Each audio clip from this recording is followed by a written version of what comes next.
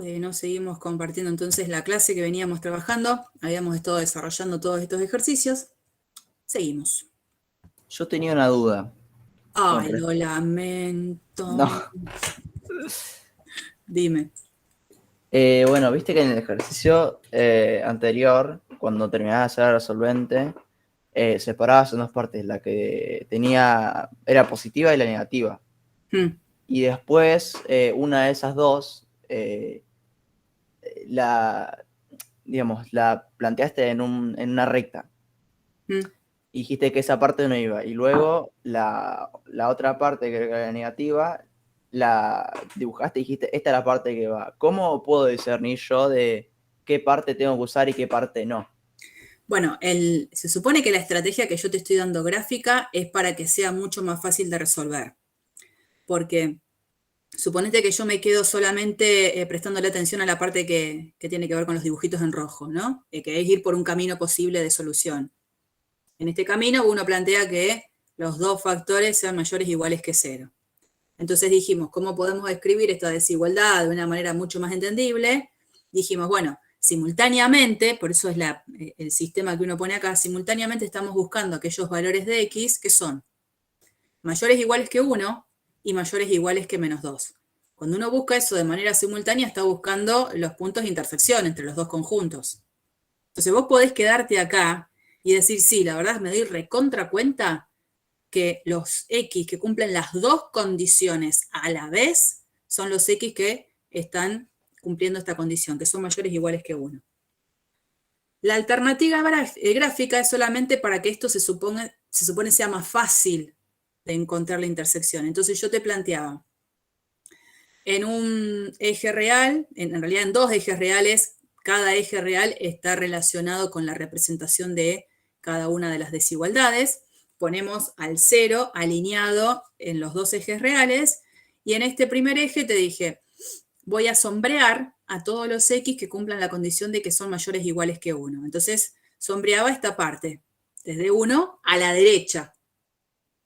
En el otro eje, representé, manteniendo por supuesto el origen de manera alineada, representé a todos los X que cumplen la condición de ser mayores o iguales que menos 2. Entonces pinté de acá hacia la derecha. Y en esa representación gráfica es donde yo a esas dos rectas como que las voy a intersectar, las voy a solapar en el dibujo y me voy a quedar como solución con aquellos valores de X que simultáneamente estén sombreados en las dos rectas. Por eso, al solapar las dos partes y mirando solo lo que está dibujado en rojo, los números que van desde 1 en adelante son aquellos que simultáneamente están sombreados en las dos rectas. La parte que va desde menos 2 hasta 1 es una parte sombreada en roja para la segunda recta, pero no para la primera. No está en la intersección.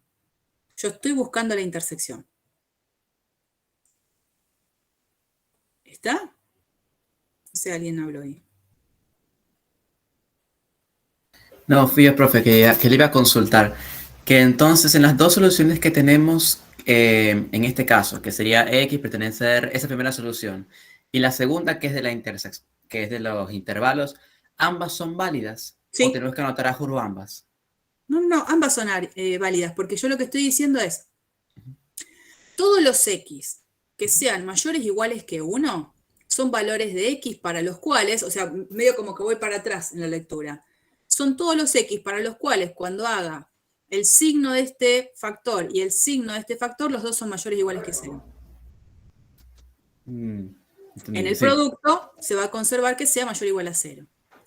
Cuando resuelvo esta segunda parte, me encuentro que para todos los X que se encuentren desde menos infinito hasta menos 2, incluido, este factor va a ser menor o igual a 0, este también va a ser menor o igual a 0, pero el producto lo convierte en mayor o igual a 0. Así que tanto los X que cumplan la condición de estar en este intervalo desde menos infinito a menos 2, como los X que están en el intervalo que va de 1 a infinito, son valores de X para los cuales se cumple que el producto de estos factores es mayor o igual a 0. Entonces la unión de esos dos intervalos va a conformar el conjunto dominio de la función f5. Entiendo, gracias. Bueno, eso es. Se van a encontrar también con otros ejercicios muy parecidos, así que me parece que en esta cosa repetitiva de hacer varios parecidos va a terminar como fijando la idea, ¿eh? Así que pónganse las pilas también en eso, en hacer los ejercicios. Bueno, decía, habíamos estado trabajando con todos esos ejemplos, como en una dificultad que iba de menor a mayor, y ahora lo que hacemos con las funciones que estuvimos presentando es presentar la gráfica de una función. La gráfica de una función va a estar representada por una curva en el plano. Por lo tanto, si estoy trabajando en el plano, los habitantes en el plano son pares ordenados. Quienes habitan el plano son pares ordenados. Entonces, la gráfica de una función va a estar formada por el conjunto de pares ordenados, donde la primera coordenada del par ordenado es x, y su correspondiente coordenada en y es el valor de la imagen que le da la función f a ese x. Y estos x, ¿a dónde están dando vueltas? En el dominio de la función. Acuérdense que D, en la presentación de este PDF, es el nombre que le dimos al dominio de la función. Entonces, de manera genérica, cada vez que, creo que estaba en el dibujo, acá, en este diagrama de Venn, si yo tuviese que decir quién es el conjunto gráfica, por ahí no tiene mucho sentido hacer la gráfica en algo así, tendría puntitos así aislados, pero bueno, la gráfica de esta función estaría formada por pares ordenados. Un par ordenado sería 1, f en 1. F en 1, ¿quién es? 2. Otro par ordenado en la gráfica sería el 3, f en 3. 2. Y el otro, porque el dominio tiene solo 3 elementos, 4, f en 4, que es 5. Este es el conjunto gráfica, sería la ubicación de estos 3 puntos en el plano cartesiano. Sabemos ubicar puntos en el plano, ¿no? ¿O no? Sí. Sí. Sí. Menos mal. Bueno, entonces ubicaríamos los puntos de estas coordenadas. Eso sería la gráfica, 3 puntos locos. No tiene demasiado sentido hacer la gráfica de una función así. Sí empieza como a tener más sentido cuando ya la función está definida sobre todo un intervalo, una unión de intervalos o sobre todo el eje X. Y ahí sí la gráfica que voy a tener es de una curva. Entonces, bueno, por eso es que de manera genérica uno hace el dibujito de una curva en celeste, como en este caso, que representa la gráfica de una función, y si acá me encuentro que mi dominio es este, para cada valor de X genérico, hago una línea de puntos hasta chocarme verticalmente con la curva, acá tengo el valor de su imagen. Si esto es X, esto es f de X. Y el puntito, ese puntito P, es de coordenadas X, f de X. Todos esos puntitos conforman la gráfica de una función. Creo también que en la escuela secundaria, poco, así sea la secundaria que sea, algo se ve de gráfica de funciones, no me digan que no. ¿Alguien no vio gráfica de una función? Yo creo que yo. No. No. Me estás haciendo un chiste. No te jodo. No, profe, fue sección de arte, no vi eso. Bueno, las curvas forman parte del arte también, no sé si en esto. Por supuesto, pero... sí, sí. Obvio. Bueno, ya se van a ir amigando entonces con este mundo. Cuando uno hace la gráfica de una función, habitualmente, ¿qué hace? Sobre el eje X, identifica a los elementos que están en el dominio de la función, y obviamente sobre el eje Y, que tiene que ver o representa lo que va a ser la segunda coordenada de los puntos, está representando a el conjunto imagen, o a lo que nosotros llamamos también rango de la función. Entonces yo interpreto acá, según lo que dice este dibujo, que este valor de X tiene este valor de imagen. Este valor de X, que me paro por acá, subo verticalmente hasta encontrarme con la gráfica de la función, tiene a este numerito en la imagen. Y así puedo seguir a lo largo de todo mi dominio. ¿Cómo se encuentra gráficamente el rango o el conjunto imagen de una función. Es como si yo, mirando el dibujo, voy a decir la palabra proyectar sería lo que tendría que decir, pero piensen en esto. Si yo aplastara la gráfica contra el eje Y, si yo hago eso, aplastar la gráfica sobre el eje Y, por supuesto manteniendo la perpendicularidad hacia el eje Y, me fijo qué es lo que queda pintado. Entonces, si yo tengo la posibilidad de a esta gráfica aplastarla y llevarla contra el eje Y, me voy a dar cuenta que lo que va a quedar pintado es todo este segmento. Todo este segmentito que está marcado en marrón. En ese caso, veo sobre el eje Y es un intervalo que va desde C hasta D. Ese sería el conjunto imagen. Eso es gráfico. Si yo de la función tengo su gráfica, tengo una manera de identificar quién es el dominio, obviamente porque va a quedar claro, y quién es el conjunto imagen. Esta prueba, que es la que se llama así, prueba de la recta vertical, me indica de qué manera yo identifico si la gráfica de la curva que me están haciendo en el plano puede o no representar la gráfica de una función. O sea, no toda curva que yo haga como gráfica en el plano puede ser vista como la representación gráfica de una función. ¿Y eso cómo me doy cuenta? Viendo la prueba de la recta vertical. Acuérdense, una de las cosas que tiene que verificar, pero base para poder ser llamada una función, es que esa regla de asignación hace que cada elemento del conjunto de partida se le asigne un único elemento en el conjunto de llegada. Entonces, cuando yo tengo el par x, f de x, y hago el dibujito, para este x parado, genérico, ¿no? En el dominio de la función va a haber un único punto que se origina en la gráfica, donde este va a ser su valor de imagen. Un único punto. Por lo tanto, si yo por el eje X, y justamente parada en este X genérico, pongo una recta vertical, esa recta vertical sobre lo que va a ser después la gráfica completa de la función, solamente tiene que tener un único punto en común. Entonces, por ejemplo, si a mí me dicen la gráfica de esta curva, voy a poner más grande, ¿no? La gráfica de esta curva, muy linda, va, vuelve a ir. ¿Puede ser vista como la gráfica de una función? No. No. ¿Por qué no? Porque justo si yo trazo, por ejemplo, esta recta vertical, esa recta vertical a la curva la intersecta más de una vez. Entonces es como pensar que si este es el numerito A, ¿qué está involucrado con este punto? ¿Con este o con este? ¿Qué quiere decir? ¿Que tiene a este numerito como imagen? ¿A este numerito como imagen o a este?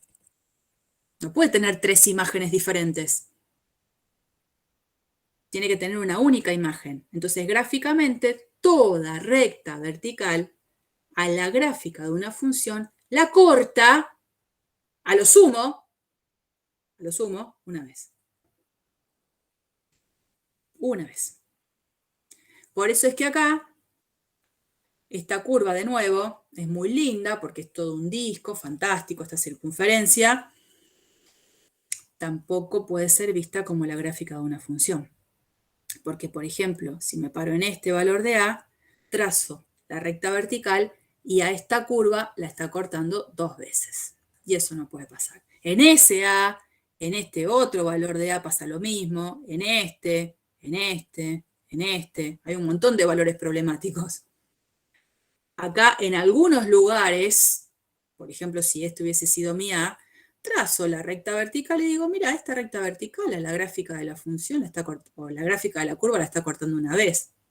Fantástico. Pero desde el momento en que encontré una recta vertical que a la curva la corta más de una vez, la curva no puede ser vista como la gráfica de una función. Cosa que sí pasa en esta. Cada vez que hago una recta vertical, esa recta vertical a la curva dibujada la cruza una vez.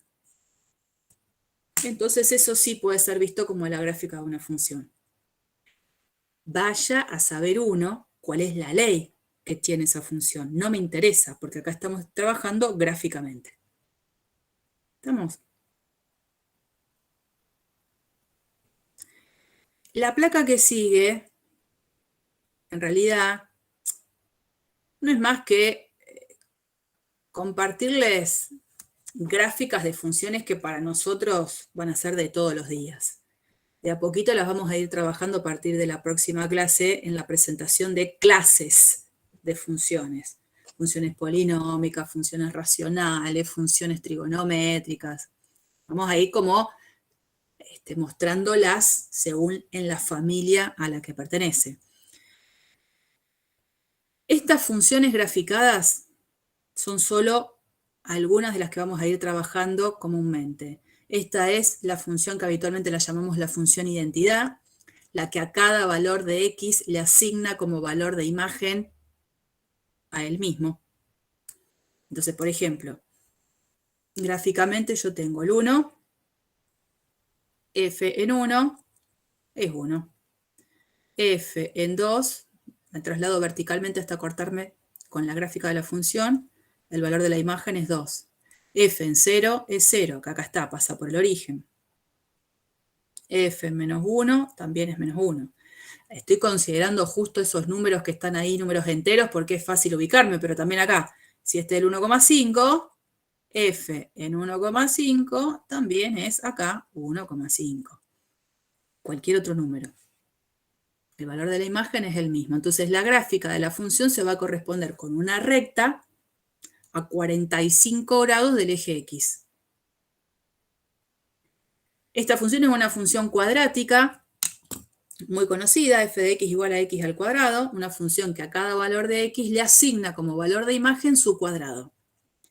Obviamente como como la función tiene una ley que es el cuadrado de un número, el cuadrado de un número, ¿qué característica tiene? Que es par. ¿Es valor absoluto? Paren. Es mayor y positivo. Paren. Si yo hago el cuadrado de 3, ¿el cuadrado de 3 qué me da? 3 y menos 3. ¿No? No, eso si tuviera la raíz arriba. Ese es el valor, ese es el Vamos a Si ubicar. tuviera la raíz de un Ah, es verdad. Vamos a ubicarnos. Si yo tomo el 3 y hago el cuadrado de 3, ¿qué me da? El 9. Te da 9. ¿Es par? 9. No tiene nada que ver con eso. La potencia es par. Quiere decir que los resultados siempre son números, como alguien dijo por ahí, mayores o iguales que 0. Entonces, todas las imágenes, yo ya sé que tienen que ser mayores o iguales que 0. La gráfica de la función sí o sí va a tener que estar por arriba del eje X, para justamente verificar que las imágenes son todas mayores o iguales que 0. Bueno. Función x cubo, la función raíz de x, acá recién aparece la función valor absoluto, la función 1 sobre x, que es una función racional muy particular, porque en 0 no está definida, pero ya vamos a ir viendo cómo van surgiendo estas gráficas. De todas maneras, por supuesto, yo les había dicho que se bajaran el GeoGebra, ¿se acuerdan? Sí. Bueno. Sí. ¿Lo hicieron? Sí. No. Yo lo uso desde la página. Tengo online. Ahora lo Más Usalo práctico. desde donde vos quieras. Yo el que tengo es el 5, a lo mejor el online que es el 6 es apenitas diferente, me parece. El del celular también es diferente. Ténganlo siempre en el celular, ¿no? Entonces, bueno, ¿qué hace acá? Viene a la parte de entradas y pone f de x igual a x al cuadrado, por ejemplo. Enter. Entonces uno viene y dice, mira qué linda la gráfica. Pues obviamente, si yo le pongo solo eso, el GeoGebra lo que va a hacer es dibujármelo en el dominio natural, en el más amplio posible. Si yo quiero que la función quede acotada en su gráfica en un dominio en particular, supongamos que a mí se me ocurre trabajar con esta función, pero dentro de un rango de valores en el dominio que van de menos 1 a 3. Como ya cargué la función, una forma puede ser así. No puedo poner esto más grande, perdón. Si automáticamente el GeoGebra me abre un montón de ventanitas, la primera, la que dice condición entonces. Entonces ahí le voy a poner, si X está entre -1 y 3, entonces ¿eso cómo lo pongo? -1. Acá está el simbolito del menor igual. Ahí en ese alfa chiquitito, casi quien se ve, aparece un cuadro con algunos símbolos que me van a interesar. X y otra vez menor o igual que 3. Le digo que entonces me dibuje f de x. Total, ya la cargué. Enter. Como yo quiero visualizar solamente esta función, que es distinta a la anterior, fíjense que la llama diferente porque el dominio no es el mismo, a esta le saco el puntito que está punteado y ahí tengo el dibujito. Es la misma ley, pero no es la misma función, porque no tienen el mismo dominio. Entonces es graficar la función x cuadrado solo en el rango de valores del dominio que necesito, que van desde -1 a 3. Y después, si quieren, para las funciones que uno cargue, le puede querer calcular la imagen. Entonces, por ejemplo, yo quiero hacer g en 1. Y ahí me dice cuánto vale g en 1. ¿Cuánto vale g en 2? Enter, 4. ¿No? Uno empieza como a jugar de a poquito con esto de las funciones. Y con GeoGebra nos vamos a amigar un montón porque nos va a acelerar un montón también la visualización de gráficas, que es lo que viene a continuación. Vamos a trabajar mucho con gráfica, correrlas, bajarlas, hacer un montón de cosas, y el GeoGebra nos acelera el tiempo. Bueno, pueden graficar todas estas funciones si quieren en el GeoGebra y corroborar estos dibujitos que por ahora yo se los estoy facilitando. No estamos haciendo mucho estudio de nada. Podría preguntarles, en ese dibujito que hicimos recién, ven que lo abro un poquito más. A ver si se puede ver, está medio chiquitín. Medio chiquitín. Puede ser un poquito más grueso.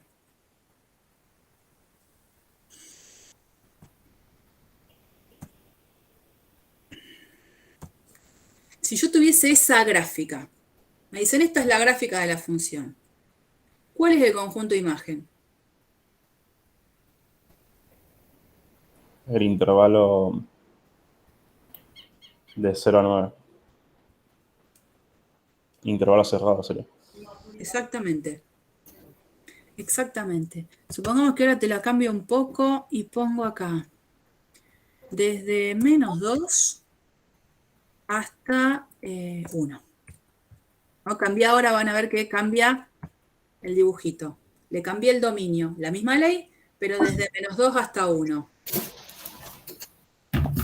¿Cuál sería el conjunto de imagen en este caso? Intervalo cerrado de 0 a 4. Sí, señor. ¿Qué pasa si ahora pongo esto? Desde 1 hasta 3.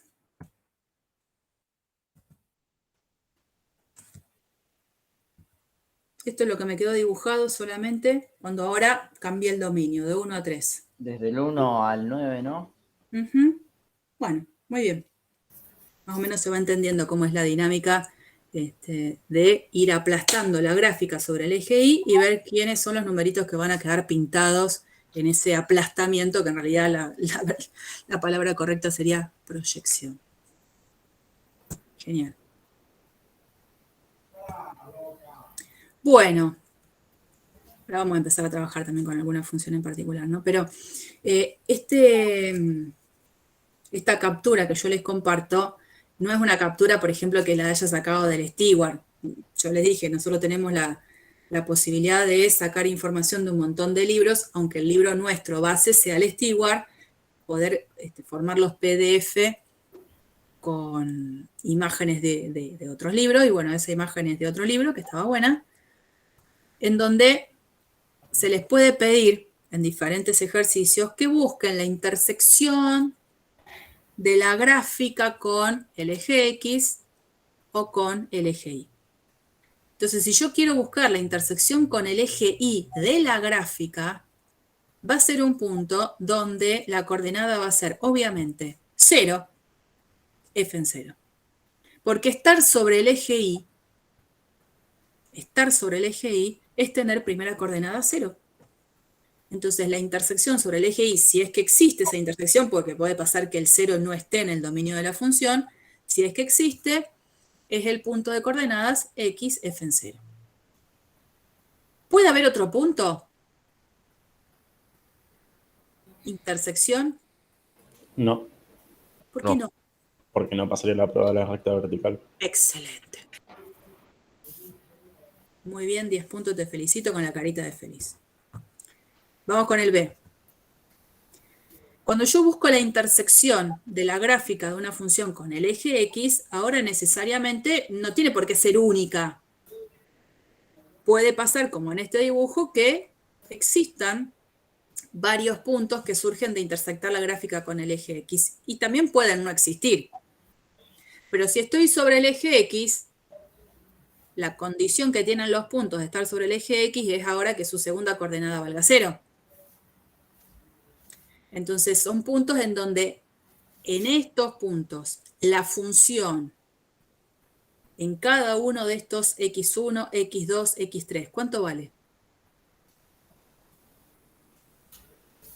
La función evaluada en x1, la función evaluada en x2, la función evaluada en x3 vale 0. Exactamente. Estas intersecciones con el eje X a veces son un poco difíciles justamente de buscar porque puede traerme dificultades algebraicas de cómo las encuentro, pero básicamente entiendo que buscar las intersecciones con los ejes, con el eje X, es buscar aquellos X para los cuales f de X vale 0. ¿No? El contexto es totalmente distinto. Acá es encontrar lo que vale f en 0 y gracias a eso después el punto es 0, f en 0. Acá no. Acá lo que estoy buscando es quiénes son los X tales que f en X me dé 0. El 0 no estaba visto como un elemento en el dominio, sino que el 0 está visto como un elemento en la imagen. Y acá voy a tener que hacer algún despeje. Puedo no encontrar solución, lo que significa que la gráfica puede no cortar al eje X. Y en este dibujo está todo junto, digamos. Todas las intersecciones, tanto con el eje X como en el eje Y. Este tipo de cosas en los ejercicios se las pueden llegar a pedir. Bueno, vamos a hacer esta gráfica. Voy a sacar la captura, así me voy al jam.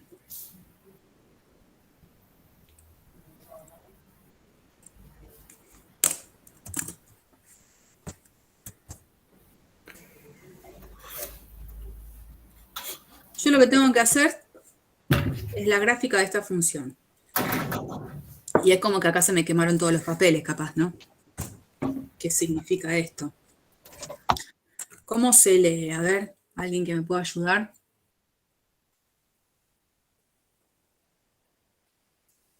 ¿Alguien se anima? Y la función vale -2 para todos los x en el intervalo cerrado en -3 y abierto en -1. Unión sería 2x menos 1 para todos los x tales que sean mayores o iguales que -1 y menores que 1. Y 1 sobre x para todos los x, y ahí no veo que tengo un... Sí, mayor o igual, dice. Ah, está bien. En mi pantalla tengo algo que se superpone. Ahí Ah. está, mayor o igual. Bueno, por ahí dijiste unión. No, yo no pondría la palabra unión porque por ahí la palabra unión está para conjuntos. Pero todo lo que dijiste estuvo bastante bien leído, no digo nada. La idea es que esta función no es como la que estuvimos trabajando hace un rato, que era f de x, por ejemplo, 1 sobre x al cubo menos 8. ¿Se acuerdan? Una de las tantas de esa lista de 5 funciones. No hay una sola ley vigente. Esta función es lo que se llama una función definida a trozos o a tramos. ¿Por qué? Porque dependiendo en qué tramo de mi dominio estoy, hay una ley que rige. Cambio el tramo del dominio y probablemente la ley cambie. Entonces, según lo que me está diciendo acá es, esta parte, que es la parte de la derecha, en esta definición, acá encuentro el dominio. Y en esta parte, encuentro la ley que rige en cada uno de esos dominios. Entonces, acá me estoy dando cuenta que, sobre todo el eje real, empiezo a contar, digamos, desde menos 3 hasta menos 1 sin incluir, la ley para todos los x que anden acá adentro, la ley que rige es la de siempre tomar el valor de imagen menos 2. Cuando el valor de la imagen siempre es un número fijo, a la función la denominamos constante. Después me dice que cuando esté en el intervalo cerrado, ahí se solapa justo ahí, desde menos 1 hasta 1, la ley que rige para todos estos x es 2x menos 1. Y si me voy desde 1 incluido hasta el final, la ley que rige es 1 sobre x. Dependiendo de dónde estoy, es cuál es la ley que rige. Entonces yo pregunto, ya que tengo todos estos valores para los cuales yo sabría cuál es la ley que le rige, ¿cuál es el dominio?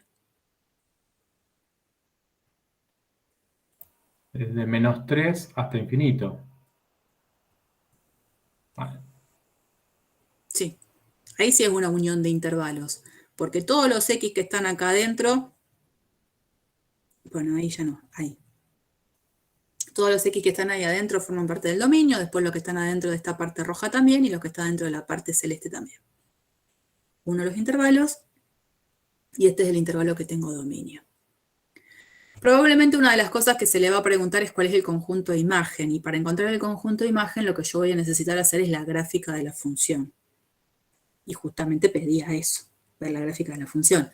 Pero antes que eso, yo les puedo preguntar, ¿quién es f en menos 1?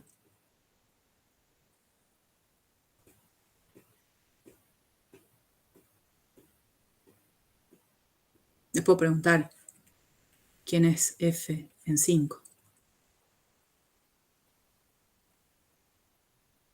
¿Qué debería hacer para encontrar, por ejemplo, f en 5? Buscar el intervalo. Exacto. Digo 5, lo ubico acá. ¿Dónde está el 5? Listo, ahí, por ahí. Quiere decir que la ley que le rige a él es esta. ¿Y cuál va a ser entonces la imagen de la función en 5? Un quinto. Sí, señor. F en menos 1. Alguien Sería escribió. 2 por menos 1, menos 1. Sí, señor. Menos 3. 2 por menos 1, menos 1. Porque digo, el menos 1, ¿dónde está? Acá, justo es como el lugar ahí de quiebre, pero ¿dónde está incorporado? En la parte roja, porque ahí es donde tengo el corchete. La función en menos 1 es 2 por menos 1, menos 3. ¿Puedo hacer f en menos 4? No. No, menos 4 está fuera de este dominio, por lo tanto no tendría sentido hacer f en menos 4. Bien. Esta función es una función que nosotros llamábamos profe, constante. Sí. Alguien pregunta que de dónde sacaste el 5. Se me ocurrió. El menos 1 también lo saqué así, a propósito. Podría preguntarles cuánto vale f en 0. ¿Cuánto vale f en 0? F en 0, menos 2.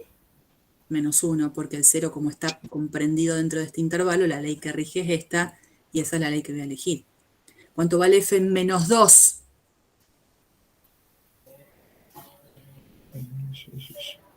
Menos 2.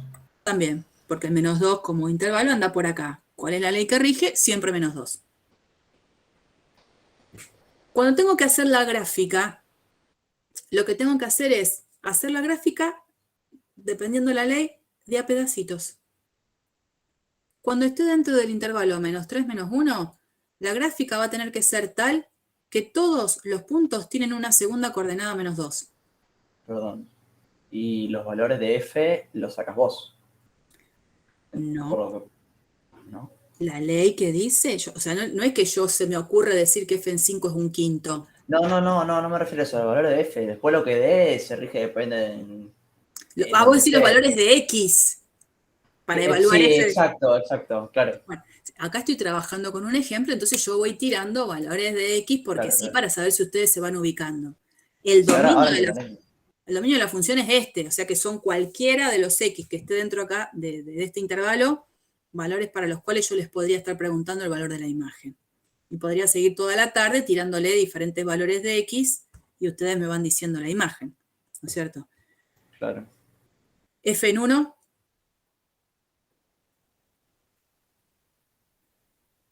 Sería 2 por 1 menos 1, ¿no? No. 1. F en 1 es 1, pero no sale de hacer 2 por 1 menos 1. Sale de hacer Sale de 1 sobre 1.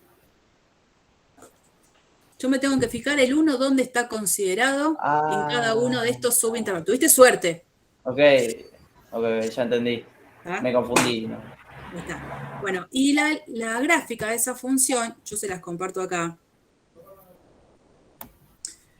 La función, fíjense, desde menos 3 hasta menos 1 dijimos es una función lineal y constante. Siempre vale menos 2, siempre vale menos 2, siempre vale menos 2. ¿Cómo indico en la gráfica que en algún momento esa función cambió? ¿Ven estos puntitos que están rellenos y otros que están como no rellenos? Sí, eso no significaba si era cerrado o abierto. Claro. Entonces, este puntito que está relleno, le estoy indicando al lector que la función en 3... Un poquito más. Le estoy diciendo al lector que la función en 3 es exactamente menos 2. Que para cualquier x que esté dentro del intervalo entre menos 2,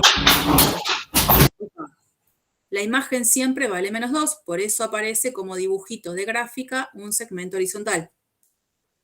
Después, hicimos la cuenta, f en menos 1 nos dio menos 1. Entonces, f en menos 1, quiero que se relacione con este punto, el punto en la gráfica es el punto de coordenadas menos 1, menos 1, entonces a ese lo pinto y a este lo dejo abierto. No puedo pintar 2, porque le estoy indicando que f en menos 1 es menos 1. F en menos 1 no es menos 2. La función toma el valor menos 2 para todo x hasta casi llegar al menos 1. Cuando llego a menos 1, la ley cambió. Este tramo lineal, nosotros ya vamos a ver, acá está cargada la función en el GeoGebra, toda función de la forma número por x más número, lo digo así hoy, número por x más número, va a tener como gráfica una función lineal. Entonces, como sé que va a ser lineal, ustedes saben que, o pueden no saberlo, ¿no? Pero me parece bastante entendible, por dos puntos distintos hay una única recta que los une. Los uno con una recta, por dos puntos pasa una única recta. Entonces yo voy a pensar varias cosas en mi cabeza. Una expresión de la forma 2x más 1, o sea, número por x más número, va a tener como gráfica una línea, una recta, que solamente la voy a considerar, como dice su ley, para valores de x, bueno, acá está mal cargado, pero para valores de x que van desde menos 1 cerrado hasta 1 abierto. Acuérdense, 1 era abierto. Entonces, la mejor manera de hacer la gráfica de ese pedacito lineal es, tomando los puntos extremos de ese pedacito de segmento, o sea, tomo lo que vale la función en el extremo izquierdo de mi intervalo, que es el menos 1. Tomo tomo el valor que supuestamente tendría la función en 1, esta es la misma ley. Ah, esto es menos 1 acá. Yo cargué más 1. Esperen. Porque no me daba que me daba lo mismo en 1 y en menos 1. Acá.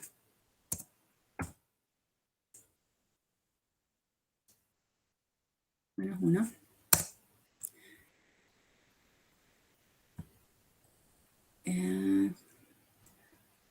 Recalculando.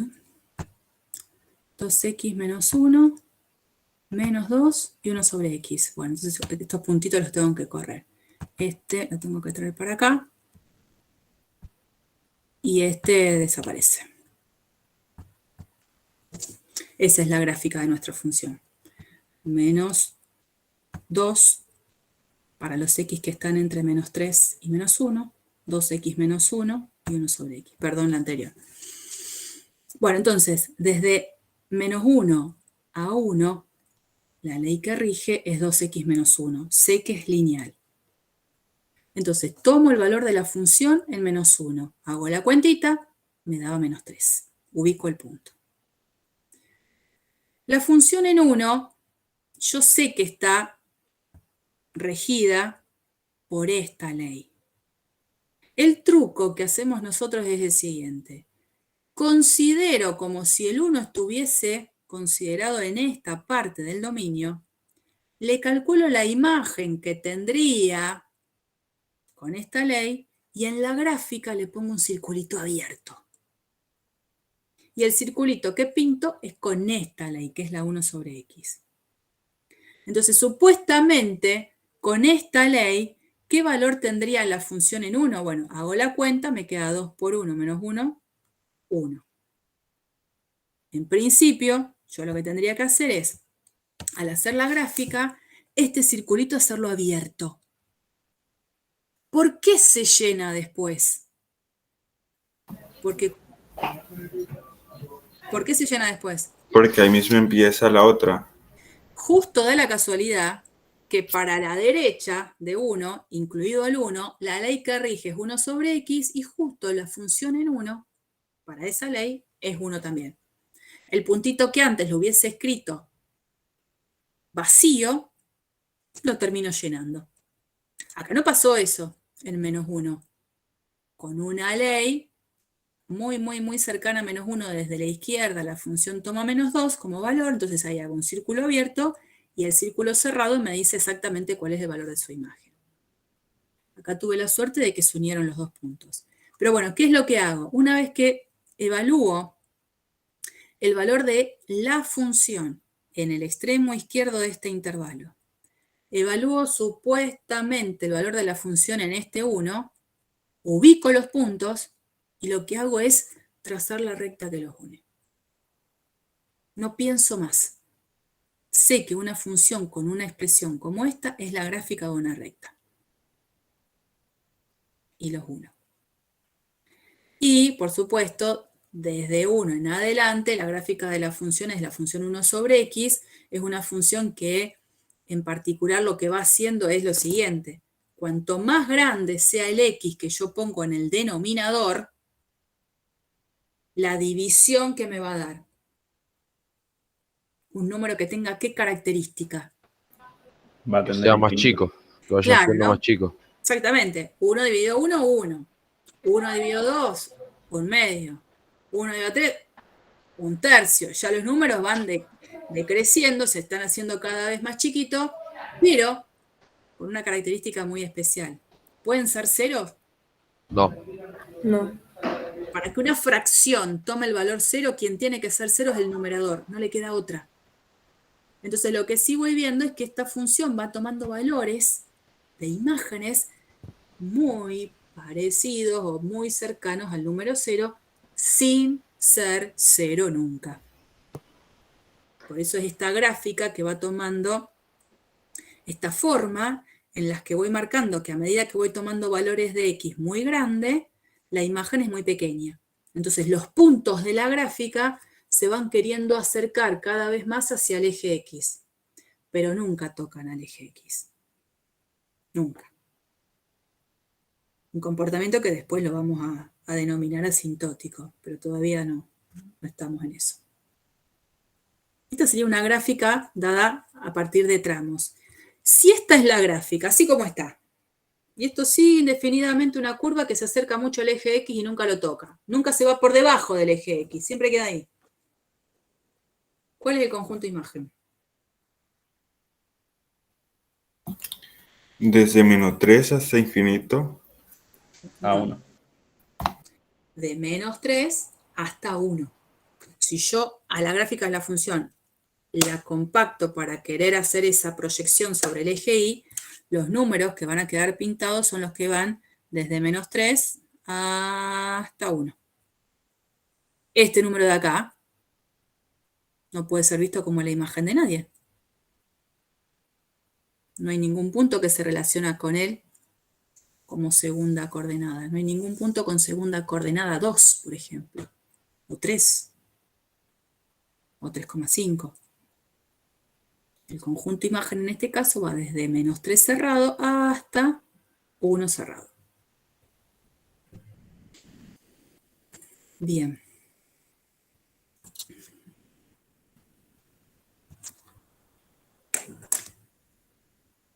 Bueno, vamos con algunas definiciones más.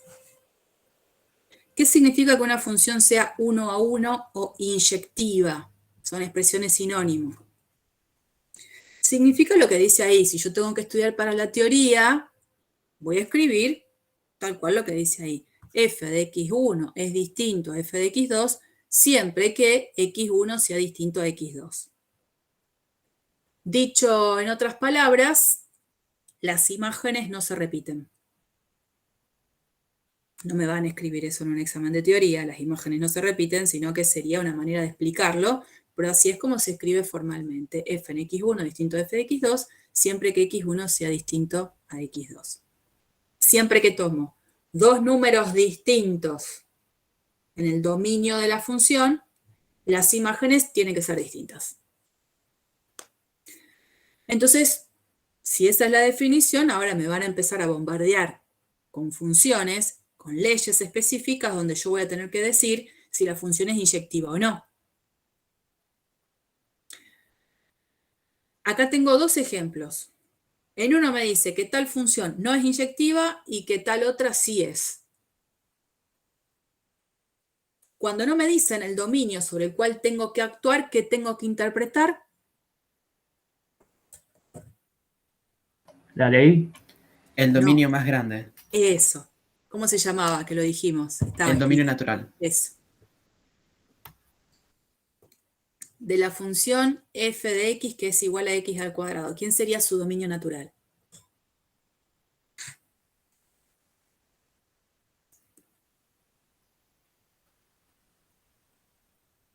¿Para qué valores de x tendría sentido calcularle su cuadrado? Para los reales. Los reales. Exactamente, no hay ningún valor real para el que esa cuenta no la pueda hacer. ¿De la función g, el dominio? Los reales. También. No hay ningún número al cual no lo pueda multiplicar por 3 o no le pueda sumar 1. Lo puedo hacer tranquilamente. Las dos funciones tienen como dominio natural R. Y entonces me pregunto, ¿por qué me dice que la función x cuadrado no es inyectiva? Porque a un elemento le puede corresponder más de una imagen. No, eso no es una función. No puede un elemento corresponderle más de una imagen. A cada imagen le corresponde más de un elemento. Y bueno, intentaste acomodarla. Ponele. Pero no me convence. No entiendo. ¿Cómo digo que esa función no es inyectiva? Mucho palabrerío, sí. Viste cuando uno va por afuera, sí, pero no se mete en el proceso concreto, en la justificación concreta. Podría ser porque, por ejemplo, 2 al cuadrado es lo mismo que menos 2 al cuadrado, tendría la misma imagen. Bien, ahí ya es otra historia. Y vos lo que vas a querer decir, en definitiva, es que hay dos números distintos, que son el 2 y el menos 2, que al momento de calcularle la imagen es la misma. Ya falla en una situación.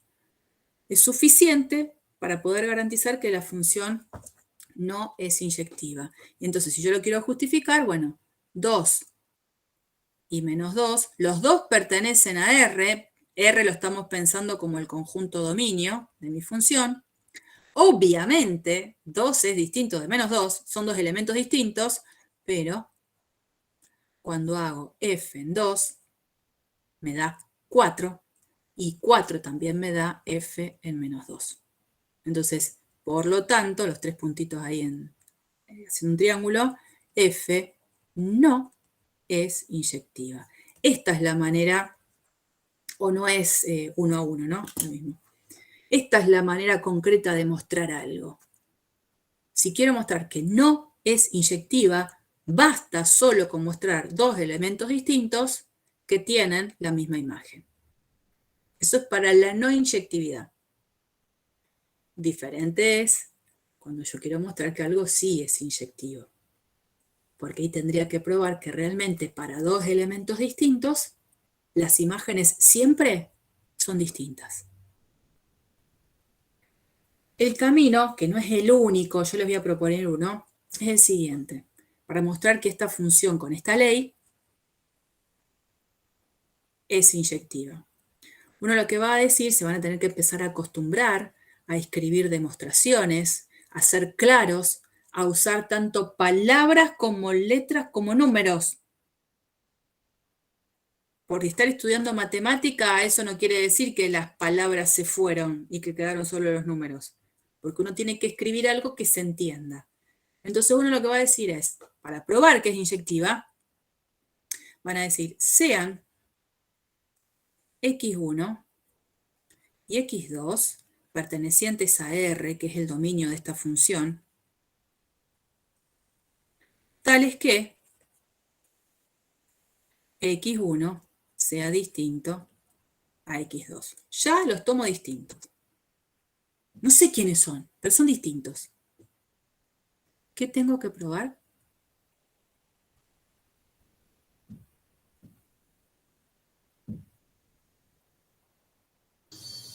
Que la imagen no da el mismo resultado. Perfecto.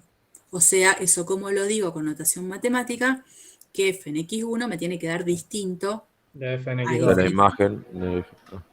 Perfecto. Entonces empiezo acá como a pensar.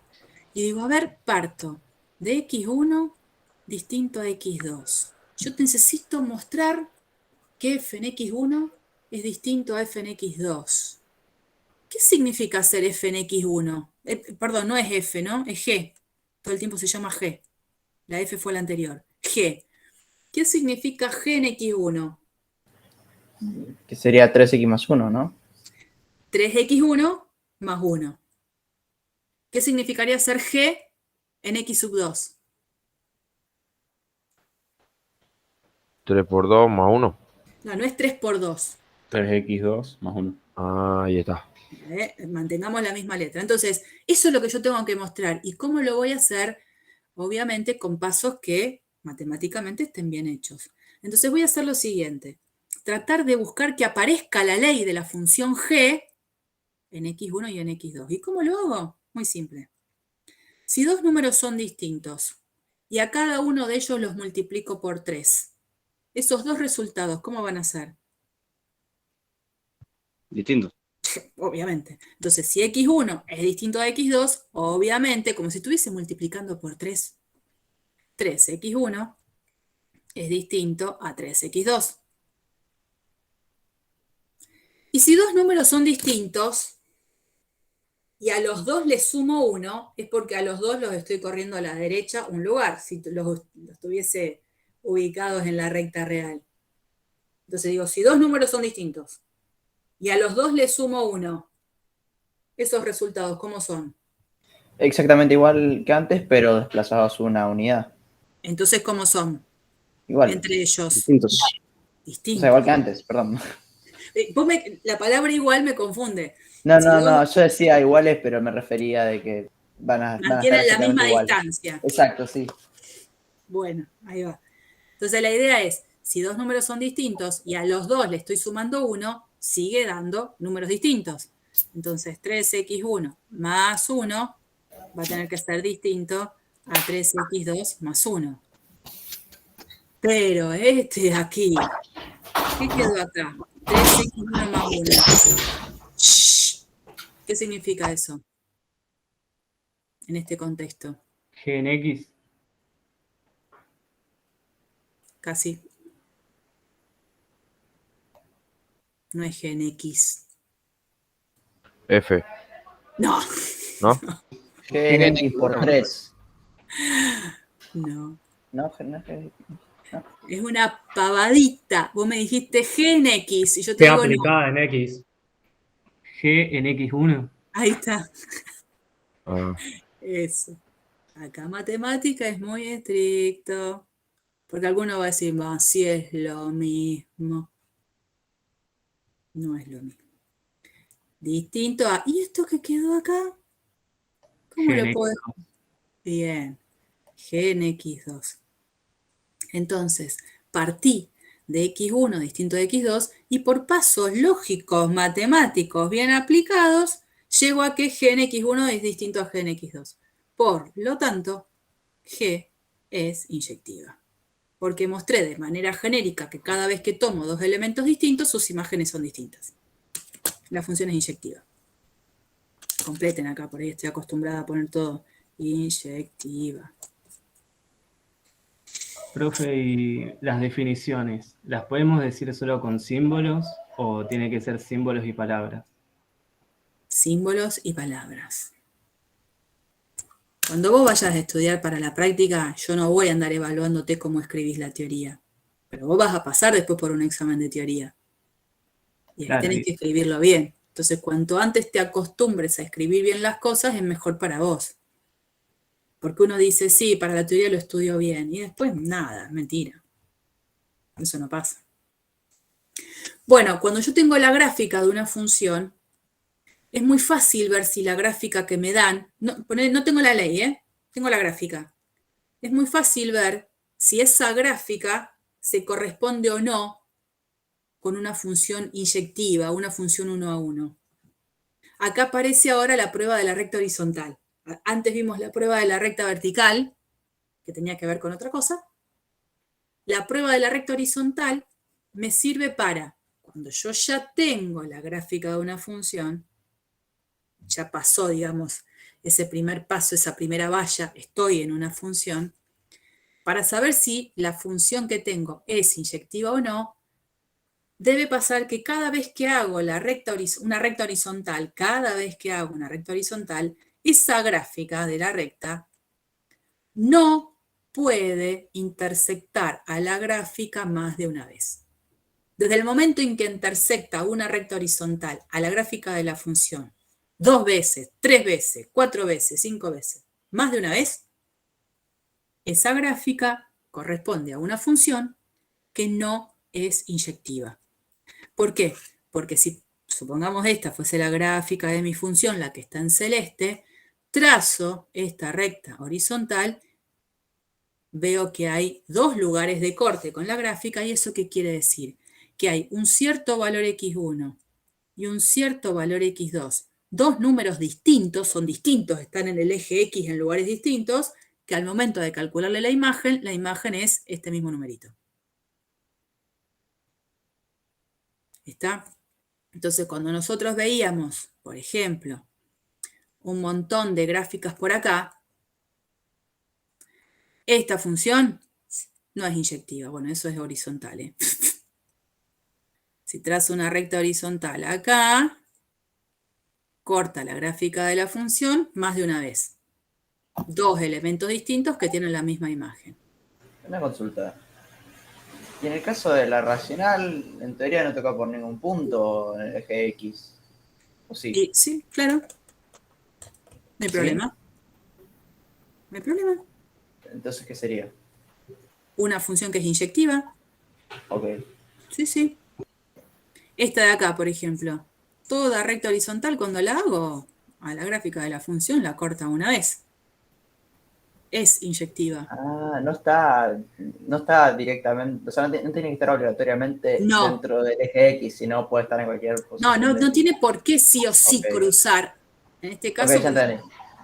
Esta recta, por ejemplo, como vos decías, la función racional 1 sobre x, si a mí se me ocurriera tomar como recta horizontal el propio eje x, a la curva no la intersecta nunca, listo, no la intersecta. No pasa nada. Todas las otras rectas horizontales a la gráfica de la función la cortan a lo sumo una vez. Esta función, la de valor absoluto, ¿se corresponde con la gráfica de una función inyectiva? No. Ya hice esa recta, listo. Acá ya falló todo. Con esa recta que acabo de hacer, veo que cruza la gráfica de la función más de una vez. ¿La función seno y la función coseno? Tampoco. Menos todavía. Menos. Bueno, ya las veremos a estas funciones. Bien. Y estas sí, son definiciones, las vemos rápido, pero porque después las vamos a trabajar en la práctica, ¿no? ¿Qué significa que una función sea creciente en un cierto intervalo, en un cierto conjunto? Si siempre que tomo dos números, uno menor que el otro, las imágenes preservan el mismo tipo de desigualdad. Si x1 es menor a x2, entonces f en x1, como valor de imagen, obviamente, es más chico a la imagen que tiene la función en x2.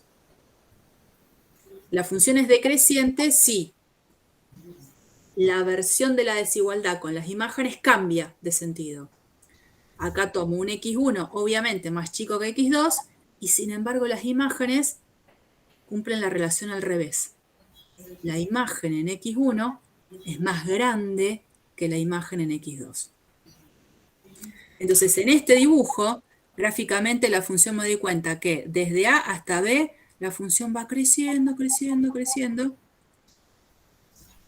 Desde B hasta C, viene en picada, va decreciendo. Y desde C hasta D, vuelve a repuntar, vuelve a crecer.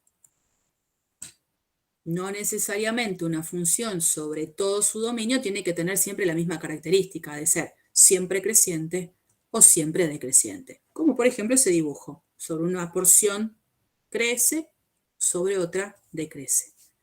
Ya lo vamos también a ver sobre algún ejemplo concreto. Esto es solo presentación. Y bueno, rápidamente les presento esta última, con esta se termina la clase de hoy, que es el concepto de par e impar. Sobre la sección 1.1 del libro, en la última parte de la sección de los ejercicios se trabaja justamente con esto, el concepto de par e impar. Importante, definición, ¿no? Una función f se va a decir que es par si la función en un x da lo mismo que la función en el opuesto de x. Es decir, si la imagen de la función en un x coincide con la imagen de la función evaluada en su opuesto. Dado un x y dado su opuesto, al momento de calcularle la imagen es la misma en los dos casos. Eso es una función par. ¿A qué se denomina función impar? Acá hay un cambio, ¿se dan cuenta? Apenitas. Las imágenes, ¿cómo son? Entre f de x y f de menos x. Opuestas. Opuestas. Acá eran iguales. Acá son opuestas. Eso es una función impar. Tomo un elemento, tomo su opuesto y las imágenes son opuestas también. Estas son características que obviamente tiene cualquier función par o impar. Si yo necesito comparar la función en un número y en su opuesto, quiere decir que en el dominio de la función tiene que estar el número y su opuesto. Eso quiere decir que el dominio es simétrico. Por lo tanto, cuando una función tenga un dominio que no es simétrico, Un dominio simétrico es, por ejemplo, el intervalo desde 1 a 5. No están los elementos y sus opuestos. Del 1 al 5 están del 1 al 5. No están los opuestos ahí.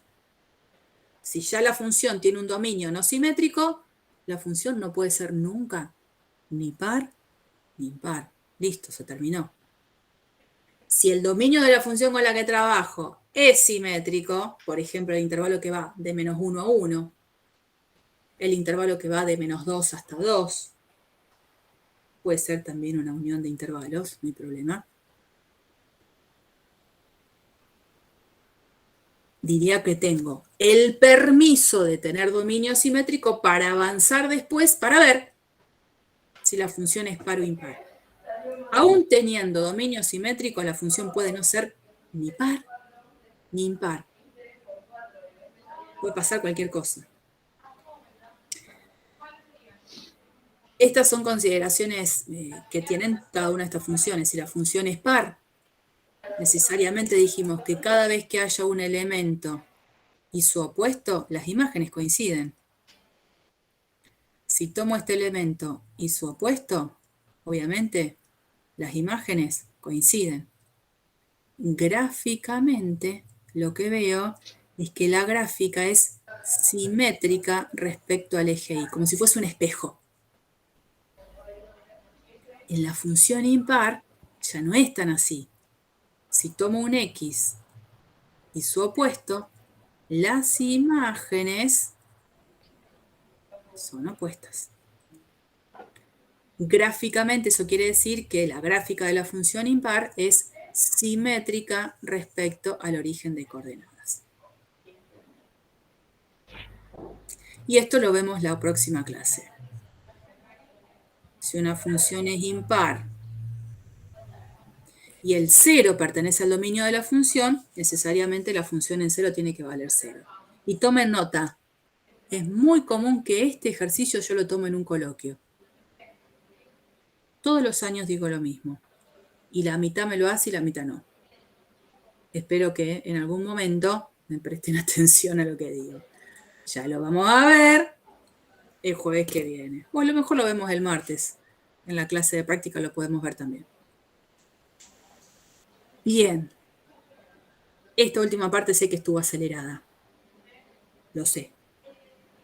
Pero esto va a ser así. No queda otra opción, chicos. Me encantaría ir mucho más despacio, pero no puedo. Bueno, hasta ahí llegamos hoy con el concepto de función